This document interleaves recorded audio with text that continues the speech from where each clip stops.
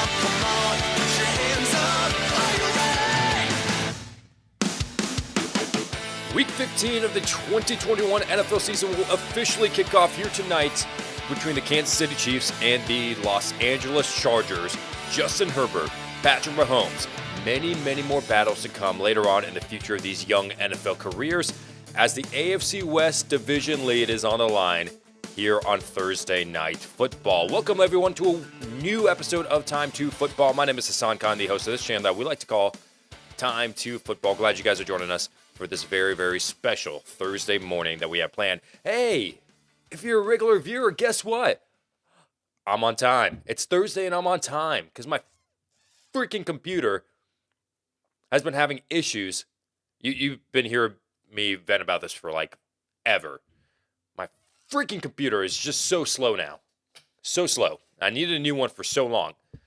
Well, I haven't gotten that new one yet because it's just been delayed, but I decided to wait and hold off on the weekly picks video until after this live stream just because it goes freaking slow. So freaking slow. Okay, I'm sorry. I promise. It's a happy episode. I'm not angry. It's so freaking slow.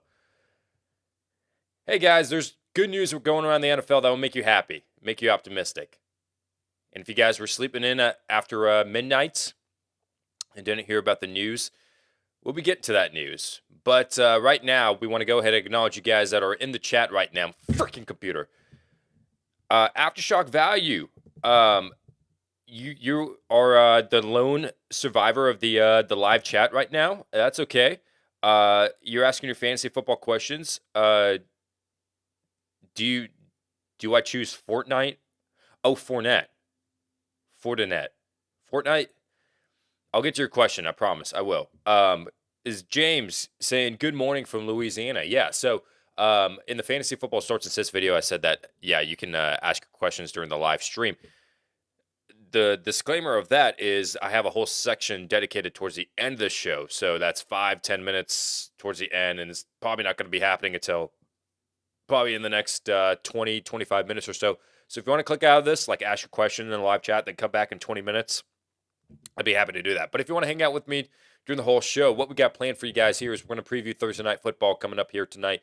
We're also going to be talking about some NFL news and notes that's going around the league, as well as talking about the newest guy that's unemployed in the head coaching market. We're going to be dedicating a few minutes talking about a segment about him. And then we're going to be talking about viewer questions, answering some questions that you guys were leaving in the chat. Freaking computer. So let me go ahead and acknowledge Thursday Night Football. And let's just preview that real quick. So you got the Chiefs coming in, who are in the lead for the AFC West. You got the Chargers coming in as well into this game that are just one game behind the Kansas City Chiefs. It was quite the turnaround for the Kansas City Chiefs, winning 6 straight games on the backs of their defense.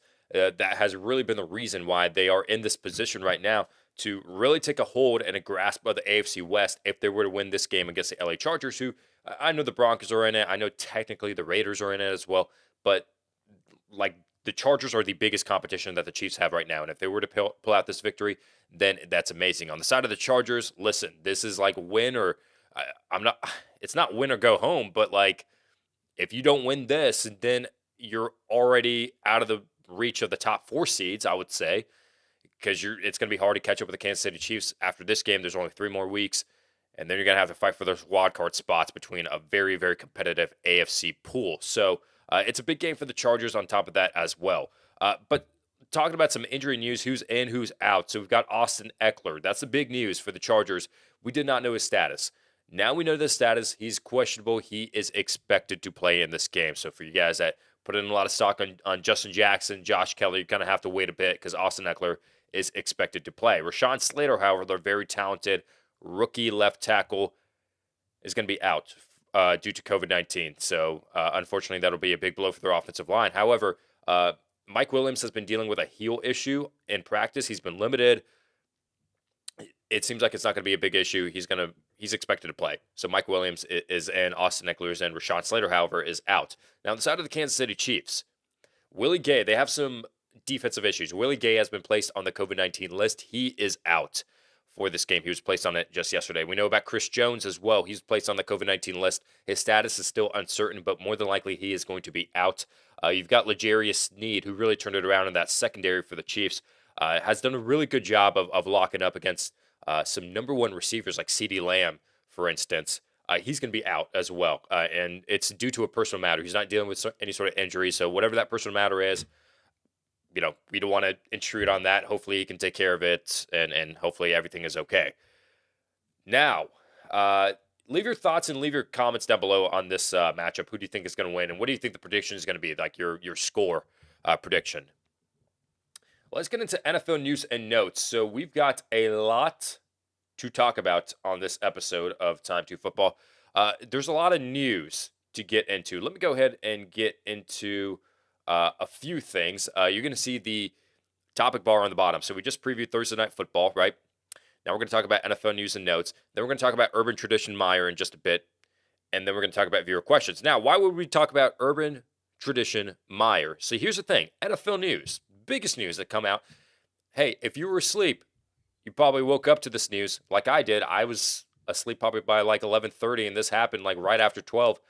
Urban Meyer has been fired by the Jacksonville Jaguars, no longer the head coach in Jacksonville. Hassan Khan decided to move on after giving so many long tenure to coaches that needed to move on for so long. I'm talking about Gus Bradley. I'm talking about Doug Marrone. Each of them had 4 years each. When you thought like, hey, you could fire them after a year or two, it's not going to work out. You can see the future in them.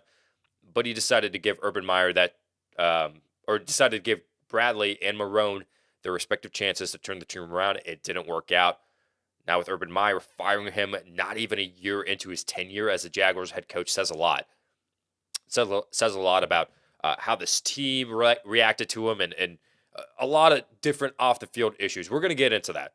We're going to have a whole segment dedicated. But just to give the news out there, Urban Tradition Meyer has been fired by the Jacksonville Jaguars. DeAndre Hopkins has been ruled out indefinitely.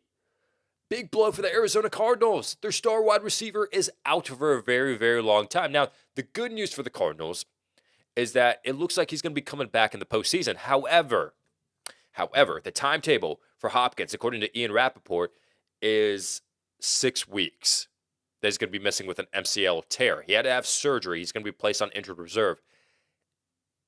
But he's going to be out for the next 6 weeks. Why is that significant? There's only 4 more regular season games coming up. That means you're going to miss at least 2 playoff games if you don't get that first round bye. So even if you get the first round bye in the divisional round of the playoffs, you're still going to be without DeAndre Hopkins. He's not expected to come back into the NFC Championship if the Cardinals were to make it that far. That is big for the Cardinals. You're going to have to rely on A.J. Green, Christian Kirk, Rondale Moore, Zach Ertz, James Conner in the passing game as well. Chase Edmonds, thankfully, might be coming back this week. So, big blow for the Cardinals. Damon Arnett, the former Las Vegas Raider defensive back drafted in the first round last year, he has been signed to the Miami Dolphins practice squad.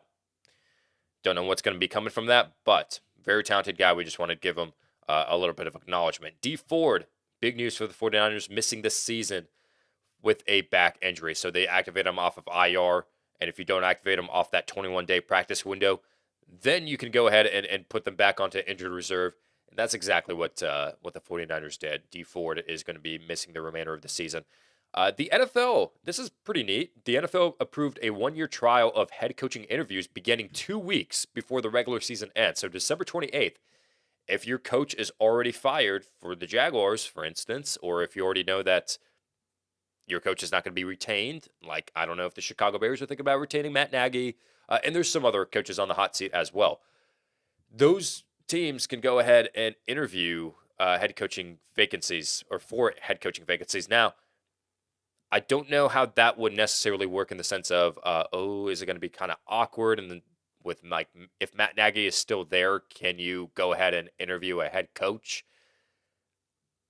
And I mean, like what's going through like Matt Nagy's head? It's like, there's 2 more games left in the regular season, but we're still already interviewing head coaches at this point. Like I'm already fired. What do I like, why am I even coaching at this point? So um, that that's that was just interesting news to me. That part is interesting, but um, yeah, you can interview for a head coaching vacancy 2 weeks prior, 2 weeks prior to the regular season ending.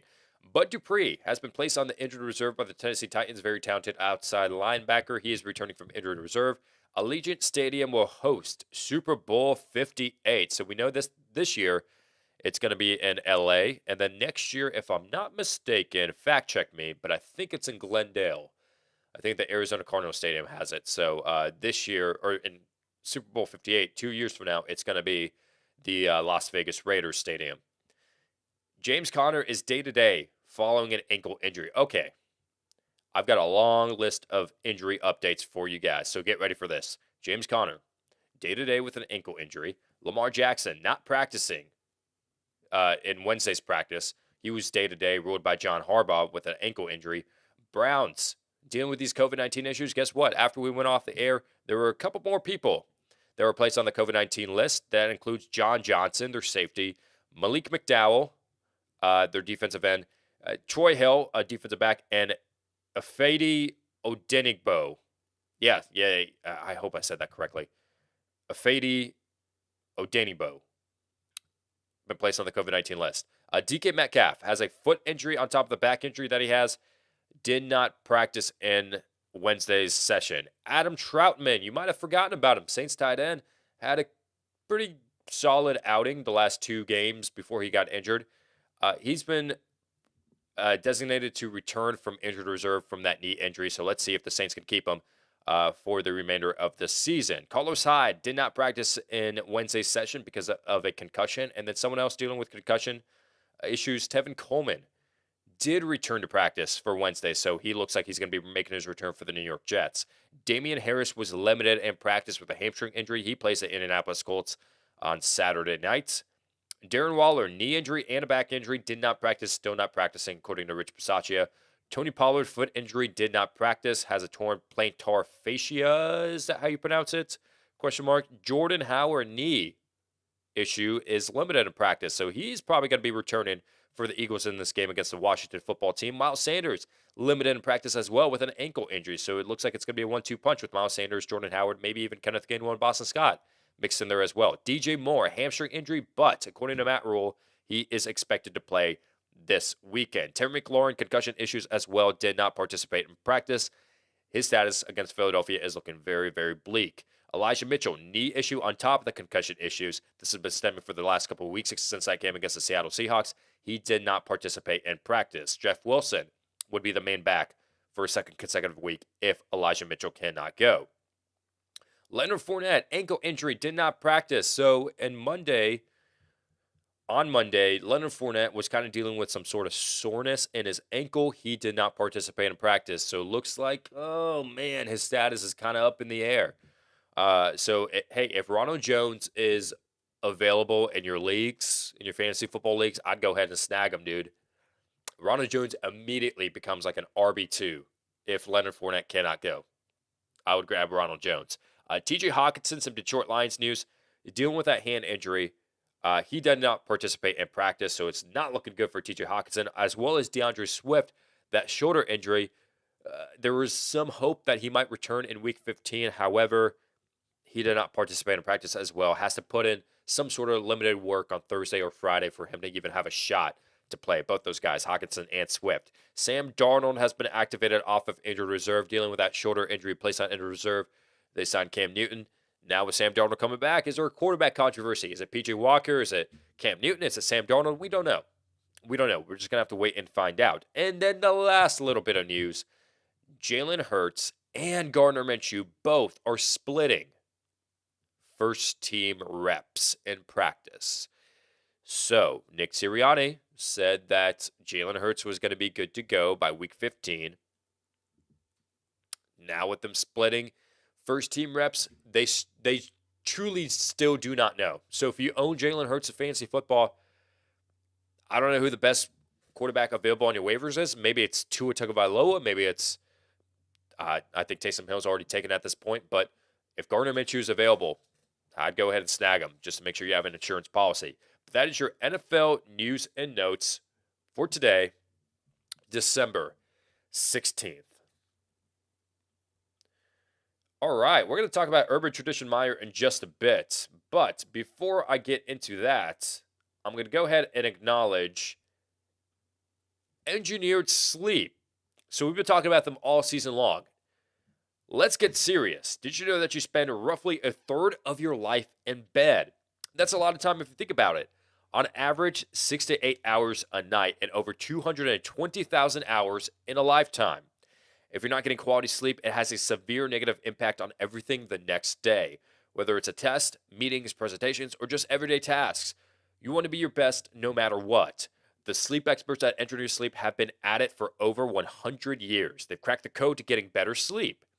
They ask the right questions to get you exactly what you need so you can sleep better. We've partnered up with them for the 2021 season to get you 10% off. That's up to $250 in savings. That's a lot of money. And we love free stuff.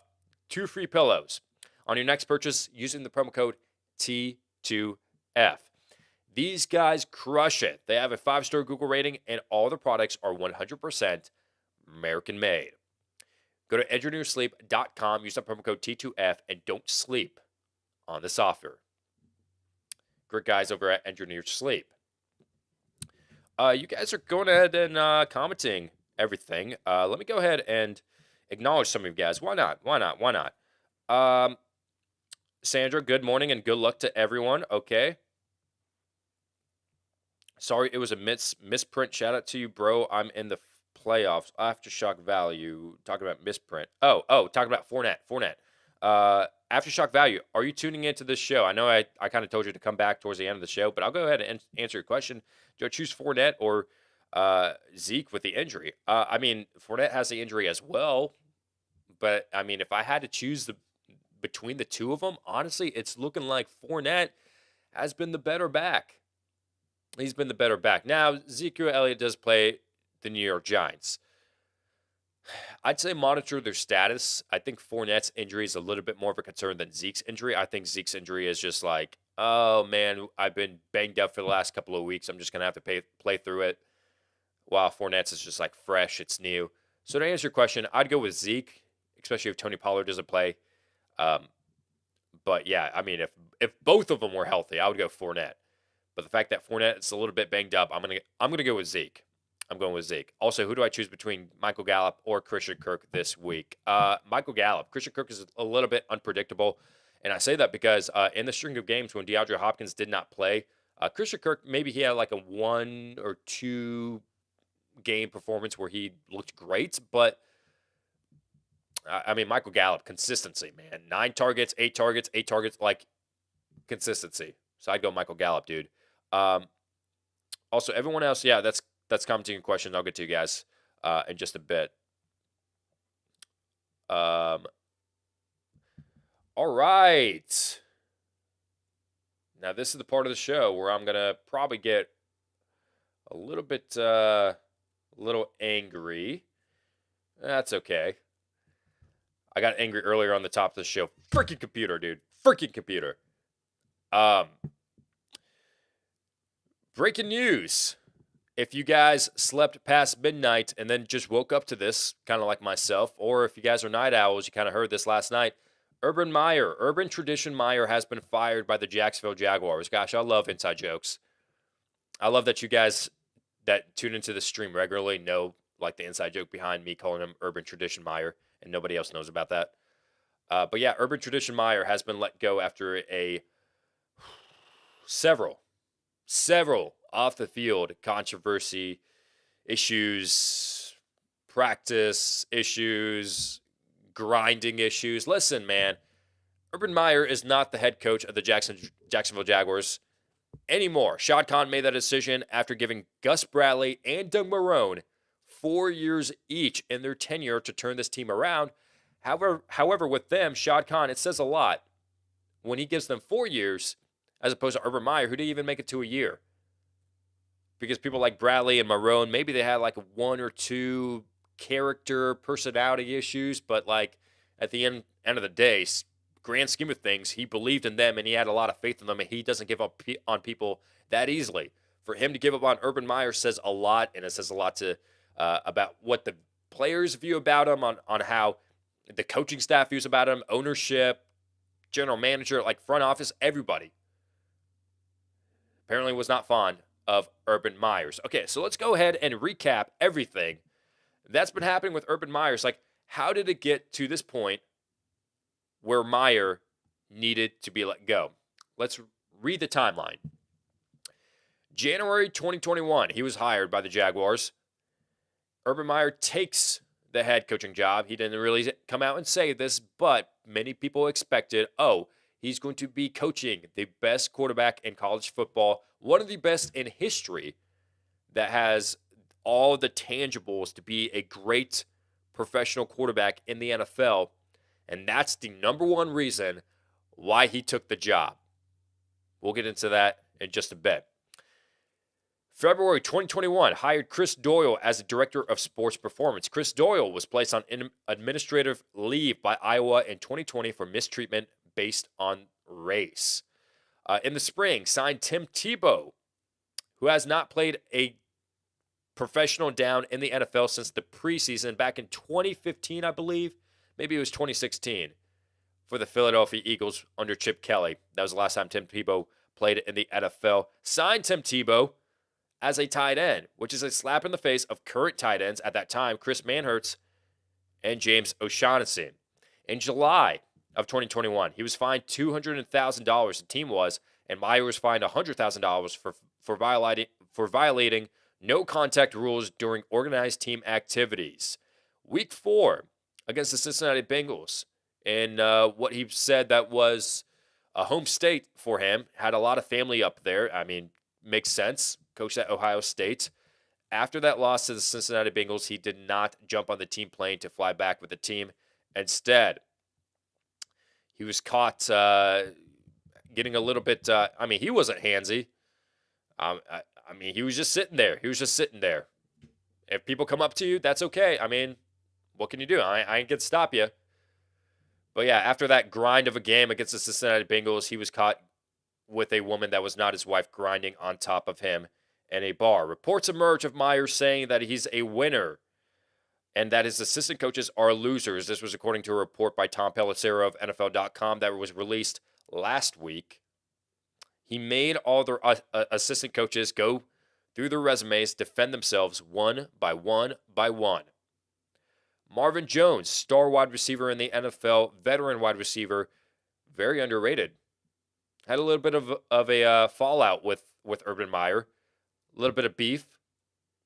They had a little bit of a scuffle, if you want to call it that. Verbal things said back and forth, not agreeing with them.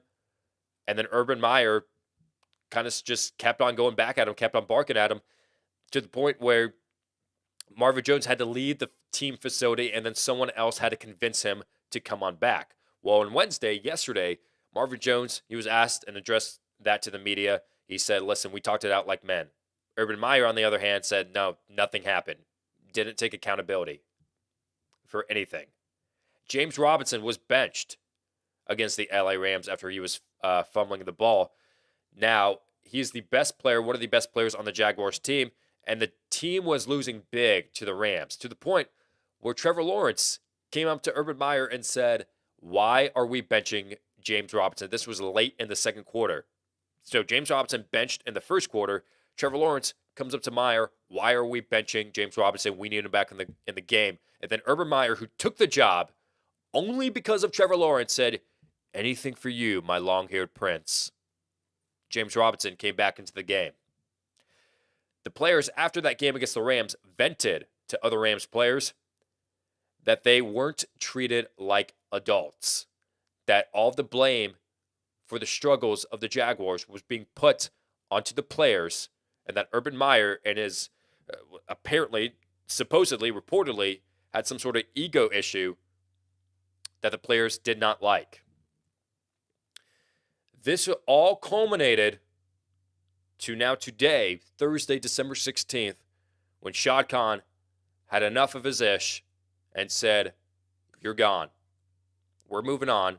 We don't think you're the coach of the future. We don't think that you can lead us to a championship. There's no turning back. The report that kind of set this over the edge and made this decision happen was when former Jaguars kicker Josh Lambo stated to the Tampa Bay Times that he was kicked during practice for not making his kicks. According to Lambo, supposedly, Meyer said, "Make your effing kicks," and then he kicked him. Didn't kick him as hard as he could, but it wasn't a love tap, according to Lambo. And then Lambo kind of fired back and said, "Don't effing kick me." Meyer said, "I'm your head coach. I can effing do what I want." And then after that report, he was let go. Now, is that true or is that not true? Well, I mean, Lambo, if you've never seen any interviews with Josh Lambo, hilarious guy. So funny. Like, he's got such a good personality. And he's very positive, very optimistic. So, like, there's nothing to gain from this, from Josh Lambo. Nothing to gain. So the fact that he came out here and he said this, like, that, he doesn't talk like that usually. So, I mean, yeah, it is pretty believable on top of the other things that Urban Meyer has been doing and the other things that the players have been saying, not treating them like adults, yelling at them like they're children. It's wild. It's wild. So, yeah, Urban Tradition Meyer has been fired by the Jaguars. I wanted to take a moment to really talk about what this really means. First for the Jaguars, and first really for the culture, and why are these kind of head coaches are really being hired. So for the Jaguars, okay, so they're 2-11 at this point. It's going to be a tough climb up. You're going to have a top 5 draft pick. You're already eliminated from playoff contention. At this point, Trevor Lawrence, hey, there's still hope for him to turn it around. Hasn't been looking great this year, but that's okay. You know, in rookie years, quarterbacks tend to struggle. But listen, this could be an experience. This is a learning curve. He got all the crap out of his system his rookie year. So in the sophomore year, moving forward, this could be good for the Jacksonville Jaguars. So they got to find the good and right fit for the head coach. It could be Darrell Bevel, who's going to be the interim head coach, what the Jaguars really do love and respect. That could be the final head coach moving forward. It could happen. So that's what it means for the Jaguars. But with Urban Meyer, you've got a bunch of 50-year-old dads that use Facebook as their main platform that are defending Urban Meyer, saying, well, do a good job, and then your coach can't talk to you like that. Do a good job and stop being a pansy, stop being a sissy, like stop being a little B-word, and get it together. And that old school mentality of coaching is what's ruining the NFL today. There's a difference, man. There's a difference. When you're coaching high school kids, when you're coaching college kids, and when you're coaching NFL players. Notice how it doesn't say NFL kids, because they're high school kids, they're college kids, and then they're NFL men. And the fact that Urban Meyer is treating them like they're kids, oh man, not going to fly in the NFL. Not going to fly. And I go back to that statement of 50-year-old dads that comment on Facebook defending the kind of behavior of Urban Meyer, the old school mentality of like, man, if these guys were in the 80s or in the 90s, they couldn't last in the NFL. That is not true, man. That is not true. Times do change, yes. But that old school mentality, not going to fly. Not going to fly. There's a difference between the head coaching mentality of Urban Meyer and his methods and his thoughts, and someone like Dan Campbell, who's also old school, if you want to call him. The fact with Dan Campbell, what's different about him is that he has that passion. He treats his players with respect. Now, sometimes he can put some blames on some players, and there have been some reports of that. Yes, there can. Yeah, he does yell at his players, but not to the extent of Urban Meyer, where everything seems to be centered around his ego, to the point where his assistant coaches, when he was talking about him, said that you guys were embarrassing me. That's a red flag, man. Huge red flag. Yeah, man. When Urban Meyer was hired from the beginning, I didn't think it was going to work out. I didn't think when he got hired, there's a difference between college coaches come to the NFL like Urban Meyer and then like Pete Carroll. Pete Carroll had previous NFL experience. Even Jim Harbaugh. Like when he got hired by the San Francisco 49ers, even though he didn't have that much NFL experience coaching-wise, you still knew, like, oh my gosh, this is a good coach. Like, he's going to be successful. With Urban Meyer, this seems like a ploy that was just like, oh, Trevor Lawrence is your quarterback. That's the main reason. Urban, you have a defense that is one of the worst in the league, but I get Trevor Lawrence. Yeah, but you have like so many holes to fill, and then uh, with the number 25, 26 pick, why are we taking Travis Etienne when we could be taking another defensive play? My long-haired prince, anything for him. I'll get him offensive weapons. But sir, there's like way more struggles on this team that we need to address. Trevor Lawrence. You just knew from the beginning it was going to work out. I'd love to hear your thoughts and love to hear your opinions. Do you think that Urban Meyer is long gone in the coaching tree? Like, he's not even going to get a job anywhere in the college football ranks at this point? Because I don't think he's going to get anywhere in the NFL.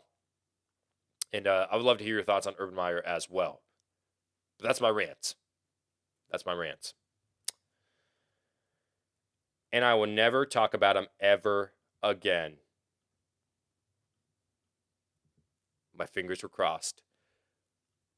Viewer questions that you guys are leaving in the chat. All right. What do you guys got for me, man? Hit me with it. Sorry about that. So it doesn't peek in the microphone. Aftershock value. If you're just now tuning in, I told you to play Zeke and Michael Gallup. Morning, salute from Brooklyn, New York. Keep up the great work. You rock. Caliente Kid, no, you rock. Hey, everyone, Caliente Kid in this chat is playing for 12 grand in his fantasy football freaking league. This guy's got to win. So whenever he asks any sort of questions, I'm going to help answer them. And then you guys, as a community, as a Time to Football faithful, are going to gather together to help Caliente Kid win that 12 grand. Because he stated, according to his words, he was going to split it with everyone that helped him. Just kidding. But seriously, help him. 12 grand on the line. Good morning. With Washington down so many players, do you think that the Eagles are a better play this week? Okay, so Jose talking about the Eagles defense. Well, okay, so Philadelphia's defense, like, I would play a defense against the Washington football team if it was a good defense. Like, Philadelphia's defense is average at best, I would say. Like, in the trenches, sure, Darius Slay is good, sure, but, like, nah, I still would avoid the Eagles team. I know that Terry McLaurin is out, but, like, has Terry McLaurin ever been that much of a factor? Like, Taylor Heineke can find other ways and other routes to get it done. Like, you don't need Logan Thomas. You don't need Terry McLaurin. He could check it down to, well, Cam Sims is now on the COVID list. He could check it down to other receivers as well. You know, you just don't know. It does make sense for you to play the Eagles defense, and I treat it like a last resort kind of thing. Like, if you need to pick up and stream someone off the waiver wire, sure. Like, even Curtis Samuel's dealing with a groin injury. I understand. Like, wide receivers, talent, it's hurt. But, I mean, do you think that this game is going to be closer? Let me ask you this. This game could be close. So do you think that they're not just going to keep on running it with Antonio Gibson and just run it down the throat, get the yards, get the points, get the field goals? So I'd say, to answer your question, Eagles, last resort for me. I'm not opposed to it, but I would go in different routes if I had to. Good morning from Jersey, Gary Santos. Thank you for tuning in. Who's your dark horse to make the Super Bowl? This is from Steven Sock. Yeah, man, I've been high on the 49ers for a while. I've been high on the 49ers. Now, I do like the Chiefs. I don't know if you'd consider them dark horse because, I mean, people look at teams' quarterbacks and they're like, oh, whoever their quarterback is, that's the team that gets the most attention. Like, if you have a good quarterback, Patrick Mahomes, even though you're 9-4, I'm going to give you a lot more attention than maybe someone like the Arizona Cardinals, who are 10-3 with Kyler Murray. You know what I'm saying? The 49ers don't get a lot of attention, don't get a lot of coverage, and I think that they are on the cusp of making a deep playoff run. Their secondary needs some help, but other than that, I mean, I think they should be good. New Life, good morning. Will Antonio Brown be relevant when he comes back, if he comes back at all? To answer your question, man, I don't think so. I think that it's going to be more so Mike Evans, Chris Godwin, Rob Gronkowski. Yes, they're going to have their factor in. Antonio Brown, I want to say he's going to be a factor, but like Is he going to come back? That's the question. Let me say this. If he does come back for like week 16, week 17, yes, I do think he'll be relevant. Do I think it's going to happen? I think they're going to shut him down for the remainder of the season, to be honest with you.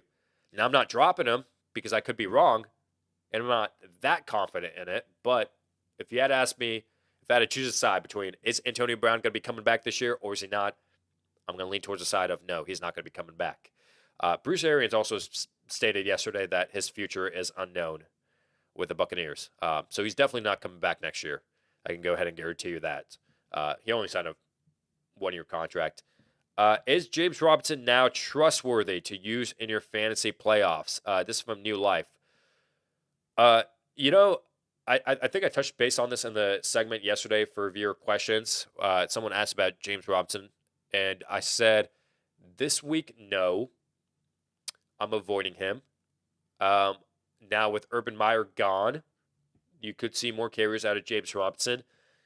And if it comes down to James Robinson getting 15, 20 carries in this game against the Houston Texans, then week 16, I am starting him against the New York Jets without question. Without question. Like, he's got to get like 20 fantasy points against the Jets next week, for sure. Against the Texans, I'm still kind of weary on it because I know Darrell Bevell is there, interim head coach. He's now going to be using his players the right way. James Robinson is going to be getting more carries. He's not going to just fall into the grasp of his long-haired prince. But I'm kind of weary on him this week, to be honest with you. James Zachary, 3 out of these guys, Mike Williams, Ayuk, Osborne, Pittman, and Mooney. It'd be helpful to see the... Okay, so Mike Williams with L'Jarius Sneed out. I like Mike Williams a lot. So I would play him tonight. I'd sit Pittman.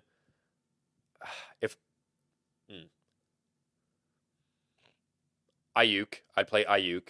So those are 2. And then I'd play Osborne if Thielen doesn't play. If Thielen does play, then I would put in Mooney. One wide receiver that'll come out on top of the Cardinals. This is from New Life. A.J. Green has the most potential. I like the amount of targets that he had. I like the amount of yards that he had last week. I think it was 6 of 10 for like over 100 yards or something like that. Christian Kirk would be my second choice, like a close second. But like it's going to be unpredictable, honestly, between the two. If you're desperate and you want to pick up one of them, more than likely you can get your hands on A.J. Green. But it's kind of it just varies. But I think I like A.J. Green more. I'm in a Survivor League. Oh, what does that mean?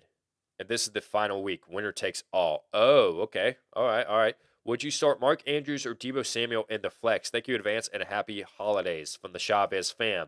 Hey, Chavez fam. I appreciate you guys tuning in and huddling up, being like, hey, guys, Time to Football's on. Come on. Come to the family room. Let's go ahead and stream this on TV. Dad, I have school. Dad, I have school. No, you're taking time. He streams at 10 a.m. You're taking school off today. I took off work. And he's going to be on time today because he didn't make weekly picks, so his graphics didn't delay him because of his freaking computer that's so slow. I love how everything just comes full circle with my jokes. You know, I have Mark Andrews and Deebo Samuel in both of my leagues. No. In one league, but I have both of them in that league. So I play Mark Andrews as a tight end, Deebo as a flex. Answer your question between the two of them, it'd be Deebo. It would be Deebo. Like, Deebo is one of those guys where I see him play, and I'm like, oh, eventually, he has to stop doing so good. But he does so well every freaking week. I'm like, how does he do this? Why does he do this? I mean, I love it because I'm starting him, but like, why? So I wouldn't question it, man. Start Deebo. Mooney over McLaurin and Gabriel Davis? Question mark from Gary Santos. It's between Mooney and Gabriel Davis. I'm not big on Terry McLaurin right now, man. I would bench McLaurin. Oh my! I would go with. It's tough. Against the Vikings pass defense, you have Mooney. Emmanuel Sanders is not playing. I'd go Gabriel Davis. I would go Gabriel Davis. I like him. I have Eckler and Edwards-Helaire. Should I play them both? LaTanya Carter, yes. Oh, absolutely. If you have both of them, play them. Like, Eckler, for sure, is a fantasy stud. And then CEH against the Chargers defense, I love it. I love it a lot. I would do that. Superflex QB2, 6-point passing touchdowns. All right. We got a little bit more passing touchdowns points for that. Huntley if Lamar is out, Davis Mills or Mac Jones. So Mac Jones, I would avoid entirely. I cannot trust that Patriots offense, right? Now the Colts do have some holes in the secondary, so Mac Jones could expose that, but I would go ahead and avoid Mac Jones completely. It seems like your best bet if Lamar is out is Huntley because of the rushing upside. Honestly, like Davis Mills has a good matchup and he could be like fighting for his starting job at this point. So sure, and he looked great last week, but Huntley as well. Like, and when Lamar went out, Huntley got a respectable, like, 15 fantasy points, I think. And a lot of it was because of his rushing ability, like Lamar 2.0. Like, I love Huntley a lot. If no Connor, where would you rank Chase Edmonds? Without Connor, I think that Edmonds is a top 15 running back this week. I don't know if I'd put him inside of the top 10, to be honest with you. I think it might be like Chase Edmonds, Benjamin kind of split instead of like Chase Edmonds being like the sole 3-down back, whereas James Conner has the ability to be a 3-down back, which I don't know why Pittsburgh didn't. Like, he was good for Pittsburgh 1 year, and then after that, they just, I don't know, didn't use him like that. But Chris W., let's be honest, bro. These $1 million players do act like little kids. They wouldn't last in the early days. Okay, yeah, and I respect your take. Chris. I really do. Well, here's the thing, man. I know that they make a lot of money, and I like that you use that as like a, hey, since you make a lot of money, you can be treated like crap kind of thing. Yes and no. Like, you can deal with it if you make a lot of money.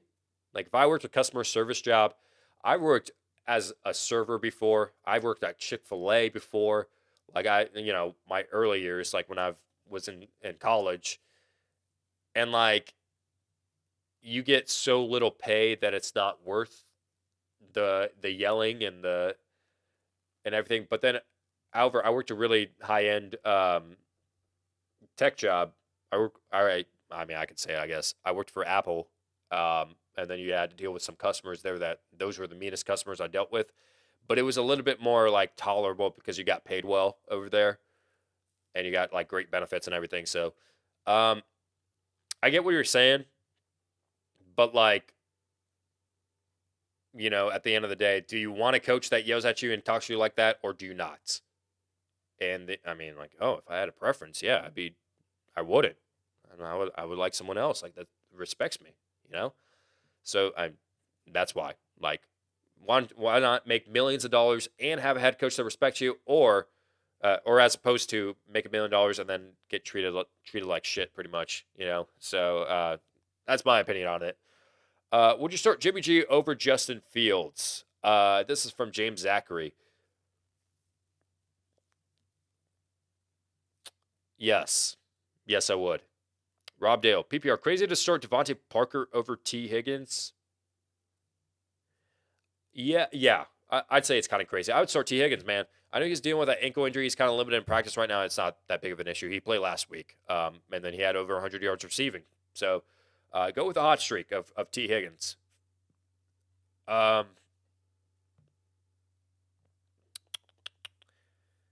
We're asking about J-Rob.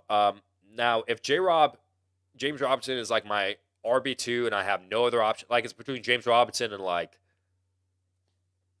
Nyheim Hines, you know what I'm saying? Mike Davis, like I'd play James Robinson, sure. But if I was deep at running back, no, I wouldn't really play James Robinson. What's up, bro? I have AJ Green. It's a must start this week versus the Lions and possibly going forward over Van Jefferson and the flex. Oh, no. I like Van Jefferson a lot more than AJ Green going forward. Now, this week,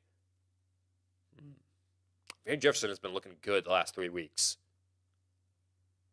I would go with I go with Van Jefferson. I'm going to take the reliability aspect of it. I don't know if the Cardinals are going to be even passing the ball a lot. They might be up big against the Lions.